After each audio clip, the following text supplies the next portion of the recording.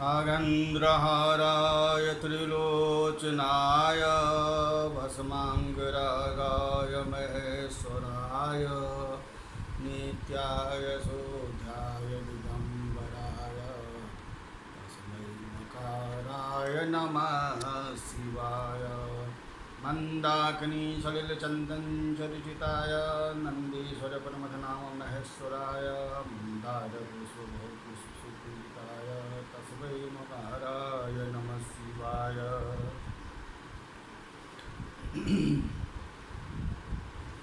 प्रवक्ता आधार पुरुषस्य नामः डॉक्टर कृष्णनारायण झा, सहायक प्रोफेसर साहिब, जूथालाल संस्कृत महाविद्यालय मझौलिया, पश्चिमी चंपारण, बिहार। शास्त्री तृतीय खंड, शास्त्री प्रतिष्ठा तृतीय खंड एवं उपशास्त्री शास्त्री प्रतिष्ठा प्रथम खंड, शास्त्री प्रतिष्ठा द्वितीय खंड एवं आचार्य, ये अलंकार सभी कक्षा में पढ़ाई जाती है। अलंकार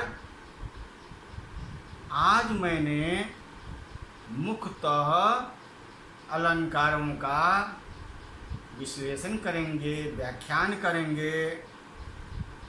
सर्वप्रथम उपमा अलंकार। उपमा अलंकार क्या है और उपेक्षा अलंकार, भ्रांति अलंकार। अलंकार तो बहुत हैं, इतना तो समय नहीं है कहने का। मुख्य अलंकार के बारे में जानकारी देना आवश्यक है। तो आज उपमा अलंकार के बारे में सर्वप्रथम जानिए। प्रस्तुत और अप्रस्तुत, प्रस्तुत और अप्रस्तुत के किसी गुण सादृश्य को दृश्य में रखकर एक समान दिखाना उपमा अलंकार है। ये निम्न प्रकार के हैं। सर्वप्रथम उपमेय, दूसरा है उपमान, तीसरा है वाचक शब्द, चौथा है कारका। उपमेय कैसे जानेंगे? प्रस्तुत यानी जिसकी उपमा दी जाए। और उपमान कैसे जानिएगा? अप्रस्तुत, जिसको सादृश्य की दृष्टि में सामने लाया जाए।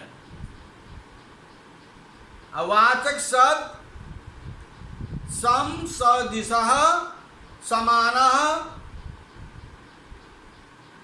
सम सदृशः सामान्य, सदृश जैसे आदि शब्द। धर्म। प्रस्तुत एवं अप्रस्तुत के संपूर्ण रूप या किसी एक देश में दृष्टिगोचर होने वाले गुण। अब साहित्य दर्पण के अनुसार एवं उपमा अलंकार परिभाषाया यत् अप्रस्तुतं सुंदरं ग्रामम् उपमेत्य अभिधीयते। प्रस्तुतमित रूपक देहगम्य साम्यात् भेदः सुंदरं वैचिन्यं जनकं ते गौरवः गवयः इत्यत्र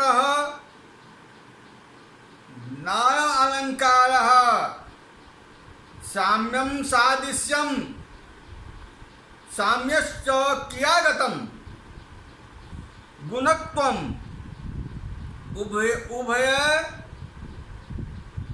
उभय गंतव्येति त्रिविधम कर्मेण उदाहरणं तत्र क्रियागतं यथा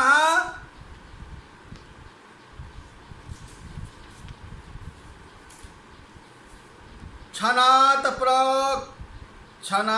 प्रबोधमायति लंघ्यते तमसा पुनः निर्वायस्यतः प्रदीप विशेषैव जंतो मतिः अत्र आयति लंघ्यते इति च क्रियाद्वयस्यः उपमेय उपमाने साम्यम गुणगतं यथा हरतु किंचित परिलुप्त मध्ये यश्च चंद्रोक आरभ्य इवांबुराशिः उमा मुखे बिलफलादघो रोष्ठे व्यापारयामास विलोचनानि। कहने का अर्थ है उपमा का स्वरूप काव्यादर्श में आचार्य दंडी ने इस प्रकार लिखा है कि प्रस्फुट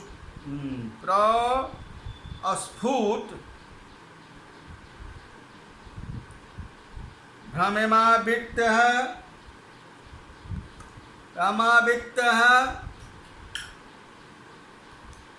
सह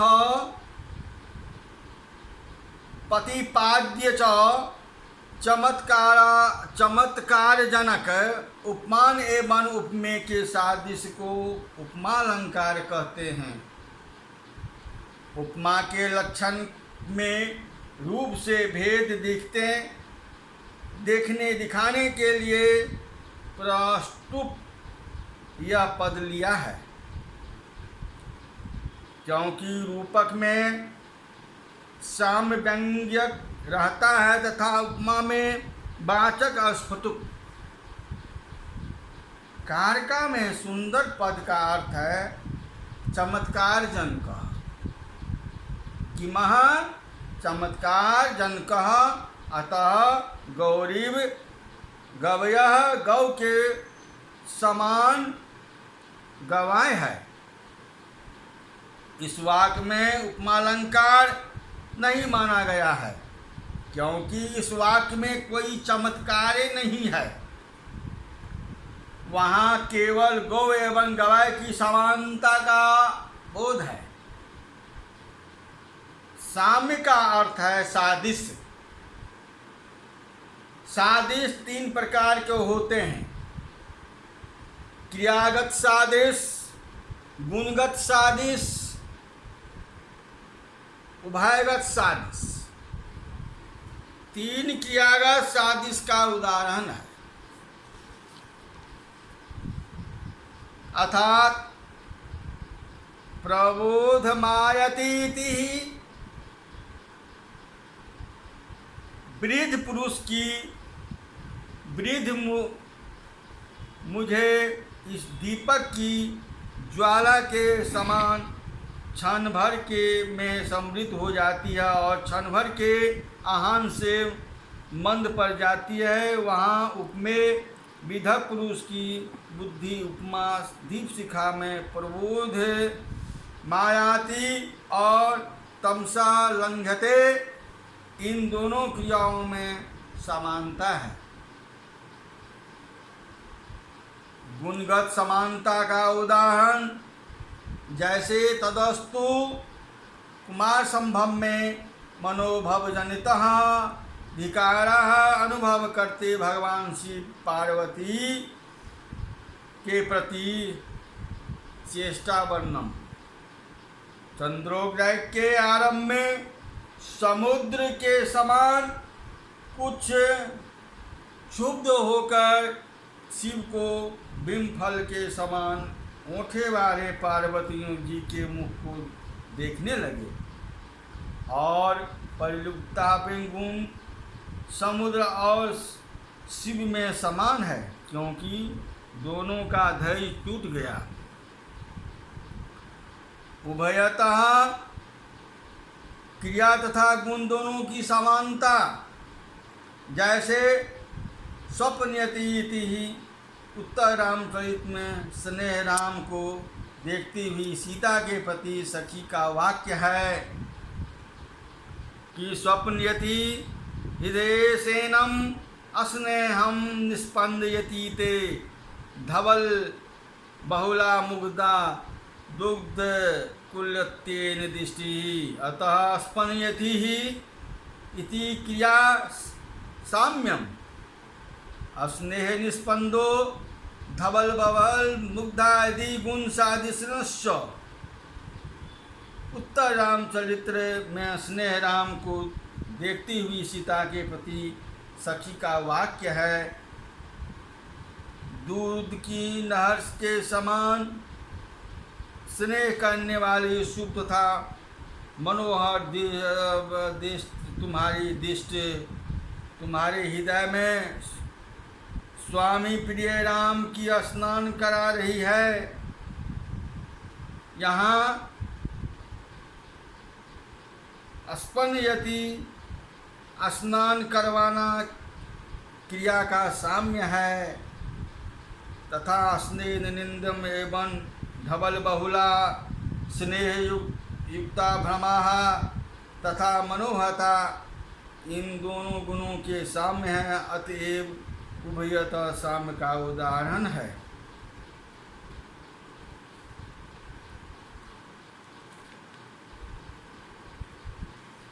मालोपमा यदि मालोपमाः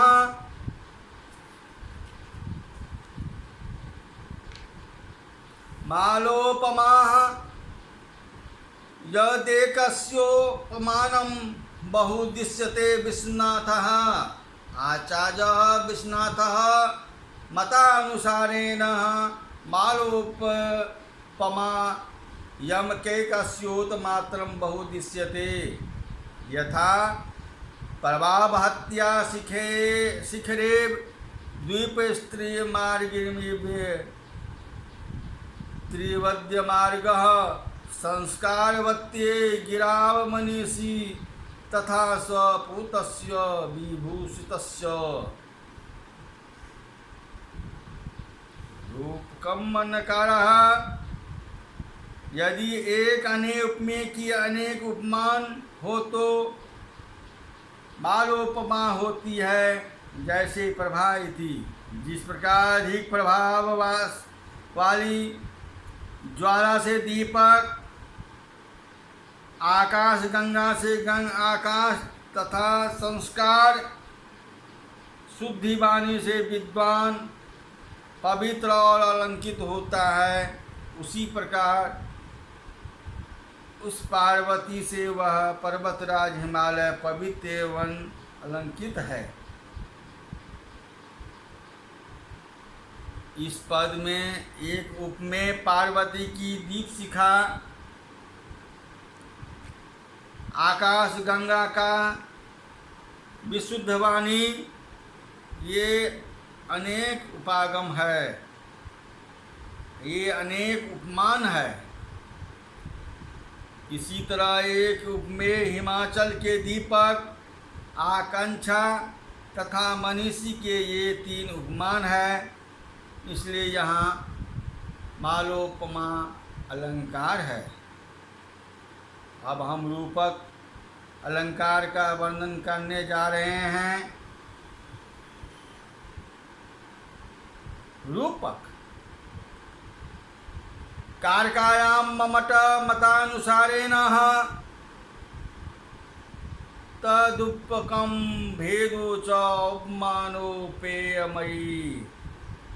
उपमानां चंद्रादि उपमेयं मुखादि प्रकाशित विभिन्न स्वरूपेण रपि उपमायो मेयो व्रति साम्य प्रदानाय अकल्पित को भेदो अपि रूपकम इत्यर्थते अर्थात कहने का तात्पर्य है उपमान एवं उपमेय के भेद को रूपक कहते हैं। उपमान और उपमेय के भेद को रूपक कहते हैं। वस्तुतः अभिन्न होने पर भी अत्यंत सादृश्य प्रदर्शन के लिए काल्पनिक अभेद का यहाँ आरोप किया गया है। कुमार संभव में शिव को लक्ष्य बनाकर मदन के द्वारा और समय में बसंत के प्रादुर्भाव कर देने पर वृक्षों में भी मदन के उदय तक का वर्णन है। वृक्षों ने भी अपनी झुकी हुई शाखा रूपी गुहाओं के द्वारा अत्यधिक पुष्प गुच्छरूपी स्तनों वाली अभिनव पल्लव रूपी ओठों से मनोहर लता रूपी बंधुओं का आलिंगन प्राप्त किया। यहाँ लताओं में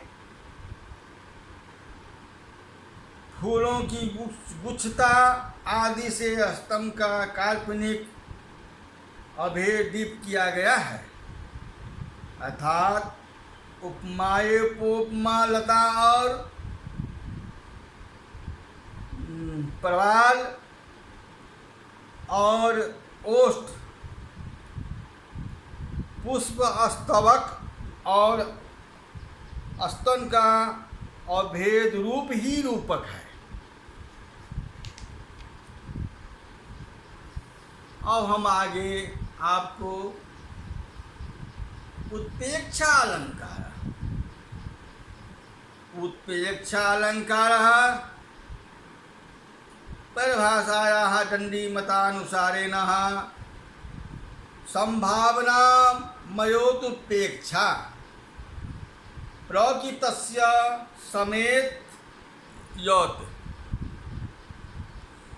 प्रकृतस्य उपमेयस्य समेन उपमानेन संभवास्य उत्कृष्ट कोटि संशया पृष्ठ कोटे रुतत्व प्रस्तुत कोटे निवान जायते निर्गणस्य स्तुप्तस्य क्वचित् अनुपादेन क्वचित् पादस्य करेण वधियुक्तम्। उत्प्रेक्षालंकारः उपमेय की उपमान रूप से संभावना उत्प्रेक्षा कहते हैं। लक्षण में प्रकृति का अर्थ है उपमेय की और समेन का अर्थ है उपमान रूप से संभावना शब्द का अर्थ है। ऐसा संदेह जिनमें कोई पक्ष उत्कृष्ट प्रबल है। उत्प्रेक्षा में अप्रस्तुत उपमान पक्ष की प्रबल रहता है। इसका कारण है कि प्रस्तुत उपमेय पक्ष का निरगन प्रस्तुत उपमेय पक्ष का निर्गणन दो तरह से होता है। कहीं उसका प्रस्तुत नाम न होने से और कहीं नाम लेने पर भी उसके असली रूप को दबा देने से उपेक्षा के उपमेय के असली रूप को दबा देने से ही निर्गण होता है। जैसा कि कहा गया है विशेषस्यति साहित्य शास्त्र के ममग्र विद्वान केवल नाम न लेने से अथवा नाम लेने से भी तिरस्कार से उसके असली स्वरूप को दबा देने से वस्तुतः विषयवाद का निरूपण हो बताते हैं। उत्पेक्षा का उदाहरण है लिम्पयति या पद मिक्ष कटी में रात में अंधकार बंधन के प्रसंग के विरुद्ध है। इसका अर्थ यह है कि अंगों में अंधकार का लेपन हो रहा है, आकाश का जल भी वर्षा सी कर रही है और सत्पुरुषों की सेवा की तरह दृष्टि भी निष्फल हो गई है। इस पद में ग्रंथाकार का प्रश्न तथा सांपत रूप विषय प्रस्तुत है। इनकी अप्रस्तुत अश्लेष एवं अंजन दर्पण रूप से संभावना की जाती है, इसलिए उत्पेक्षा है। परंतु वहाँ तम का फैसला था, संपात रूप प्रस्तुत विषय का नाम नहीं दिया गया है। उत्तर रामचरित के प्रथम अंक में कवि ने लिखित अपना सीता का विवाह काल का चित्र देखकर राम की सीता की प्रति उक्ति है। हे सुमुखी सीते, यह तो मानो वही समय उपस्थित है जिस तरह विवाह के अवसर पर जनक जी के पुरोहित सतानंद जो द्वारा मेरे हाथ पर रखे मनोहर मंगलसूत्र पहने हुए हाथ में मानो मूर्तिमान महोत्सव के समान मुझे आनंदित किए हैं। वो यहाँ की प्रस्तुत सीता के हाथ को प्रस्तुत मूर्तिमान आनंद रूप में संभावना होने से उत्पेक्षा अलंकार है। यहाँ विषय हायद्यापि शब्द हायब्दादि शब्द द्वारा बता दिया गया है कि मूर्तिमान महोत्सव ऐसा कहने से उसका अंतर्ग्रह निग्रहण हो गया है। मन्ये संके ध्रुवम प्राह नूनम इत्यादि शब्द उपेक्षा की सूचित करते हैं। इसी प्रकार हिंसद भी उपेक्षा का रूपक है। अब हम आपको अतिशयोक्ति अलंकार के बारे में जानकारी देंगे। ऐसे अलंकार तो बहुत हैं, समय तो नहीं है, अतः मैंने मुख जितने भी अलंकार हैं उसमें थोड़ा थोड़ा मैं अंश प्रकाशित करूँगा। अतिशयोक्त अलंकार, अतिशयोक्त अलंकार उपमेय में उपमान के आरोप की अतिशयोक्त अलंकार कहते हैं। प्रकृतः उपमेय के निग्रहण के साथ उपमान में अभेद के आरोप की अध्यवसान कहते हैं। अध्यवसानम की दो प्रकार होता है, एक सिद्धि और दूसरा साध्य। उत्पेक्षा अलंकार में उपमेय या उपमान में अनिश्चित आरोप होता है, अतः यहाँ वहाँ अव्यय साध्यम सिद्धि नहीं किंतु साध्य है। अतिशयोक्त अलंकार के उपमेय में उपमान का आरोप निश्चित होता है, अतः वहाँ सिद्ध है। वहीं उपेक्षा एवं अतिशयोक्त दोनों अलंकारों में मौलिक भेद है। विषय का निग्रहण दोनों के समान है। अकालित ही स्नान से निकलकर जल से भीगे केशों को सुखाते हुए किसी नायिका को देखकर किसी नायक की उक्ति है, और समूह में मेघ मोती की वर्षा कर सकते हैं। पूर्णिमा की अति तिथि में राहुल चंद्रमा ग्रसित कर सकता है, किंतु यह अत्यंत आश्चर्य है कि स्थित विविधता में दो वर्णन जैसे पर्वत सुवर्ण पर्वत जिसके मुख किए गए हुए डोल रही है, वह नायिका का लोकोत्तर सौंदर्य प्रतीत है। इसका अभिप्राय यह है कि कोई नायक स्नान करने के बाद भींगे हुए अपने केसों की सुखाने के निमित्त में कमर की ओर उलटकर मुंह आगे फैलाकर सूर्य के सामने कुछ झुककर खड़ी है। मुख पर लटके हुए इसके आर्द्र काले काले बालों से जल की बूंदें टपक रही है। मालूम पड़ता है कि काले बादल और मोती बरसा रहे हैं। इसके गौरपूर्ण चेहरे पर निखरे हुए काले काले बाल जिसके प्रतीत हो रहे हैं मानो राहुल चंद्रमा को निगल रहे हैं। नायिका कुछ झुकने से उसके स्तनों का अग्रभाग नीचा हो गया है। मालूम पड़ता है कि वह बिजली पर लटके हुए नीचे मुख करके सुवर्ण पर्वत नाच रही है। यहाँ नायिका के केस, मुख और स्तनों का मेघावी चंद्रमा और स्वर्ण पर्वतों से अव्यवधान और भेद ज्ञान कराया गया है। इसलिए अतिशयोक्त है। अब मैंने आपको दीपक अलंकार बताने जा रहे हैं। दीपक क्या है? जहाँ उपमा और उपमेय दोनों का एक ही धर्म कहा जाए वहाँ दीपक अलंकार होता है। और जैसे उदाहरण है, सुरह सरता सो सिंधु अरु चंद कही सो चंद्र कीरति सो दशवतम नृपः महिमा धरत उमंग।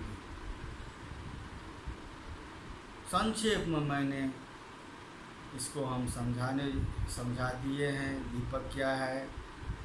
अब हम बताने जा रहे हैं कारक दीपक। जहाँ कोई क्रियाओं का एक ही कारक से वहाँ कारण दीपक होता है। उदाहरण यह है कि कहत नरत रिझत खिजमत मिलत खिलत अभिजायात भरे भाव में कहत हैं नैन सो बात। अब है मालादीप। तीसरा है मालादीप। यदि कोई वस्तुओं में एक धर्म से उत्तेजित संबंध बनाया जाए वहाँ मालादीप होता है। यथा रस सो काव्यम सो सोहत वचन महान वाणी ही सो रसिक जन तिन सो सभा सुजान। अब है भ्रांतिमान अलंकार, जिसमें प्रस्तुत पर अप्रस्तुत होने का भ्रम निश्चित रूप में दिखाई पड़ता है। भ्रांतिमान अलंकार क्या है? प्रस्तुत पर अप्रस्तुत, भ्रांतिमान होने पर भ्रम निश्चित देखा जाए उसे भ्रांतिमान अलंकार कहते हैं। नाची अचानक ही उठे बिनु पावस बन मोर जानत हो नंदित करी यही दिशि नंद किशोर। अब है स्मरण अलंकार। इनमें किसी वस्तु को देखकर उसके सदिष्ट वस्तु के स्मृति पर उभर आने पर वर्णन होता है। चमत्कार पूर्ण होने पर भी इसे स्मरण अलंकार कहते हैं। जैसे प्राची दिशि शशि उगेहु सुहावा असिय मुख शशि देख सुख पावा। अब है सोहोक्ति अलंकार। जहाँ सह संग साथ आदि वाचक शब्दों के साथ दो या दो से अधिक व्यापारों की इस रूप में एक साथ दिखाया जाता है। चमत्कार उत्पन्न होता है वहाँ स्वरोक्ति अलंकार होता है। ज्ञान से निकले खड्ग के साथ ही प्राण निकले शत्रुओं को वेग से। यह हो गया स्वरोक्ति अलंकार। अब हम आपको पुनरुक्त प्रकाशालंकार कर रहे हैं, जहाँ अर्थ में बिना अंतर के चमत्कार विधान की दृष्टि से पद के का 2-4 प्रयोग होता है, वहाँ यह अलंकार होता है। अब है पुनरुक्त बलाभास अलंकार। अली भौर गुंजन लगे, होन लगा दलपात, अजात फूले रुख तरु, प्रिय प्रीतम किमी जात। अब है वक्रोक्ति अलंकार। काकुहु या श्लेष के आधार पर जहाँ एक द्वारा अभिप्रेत अर्थ को छोड़कर दूसरे द्वारा अन्य अर्थ ग्रहण किया जाता है, वहाँ वक्रोक्ति अलंकार होता है। क्वाकित आसितः क्वाकः आसितः, मैं सुकुमारी नाथ बन जोगूं, अतुमहि उचित तप यों कहूँ भोगूं। अब है उसके बाद उपमेय प्रयोग अलंकार। जहाँ प्रस्तुत और प्रस्तुत क्रम से एक दूसरे को उपमेय और उपमान हो, वहाँ उपमेय उपमा अलंकार कहते हैं। स्थितः सा मधु, मधु सा स्थितः भवः, पीता मनः कबीर हुआ न थकित पागल, मन से मन हो पागल, हम दोनों के हम खरे चकित। इति समाप्तः संपूर्णम। मैंने अलंकार आज पर जो प्रकाशित डाले हैं से पूर्ण रूप से समझने की कृपा की जाए, और अगले पाठ में मैंने फिर आपको दर्शाएंगे। इति समाप्त।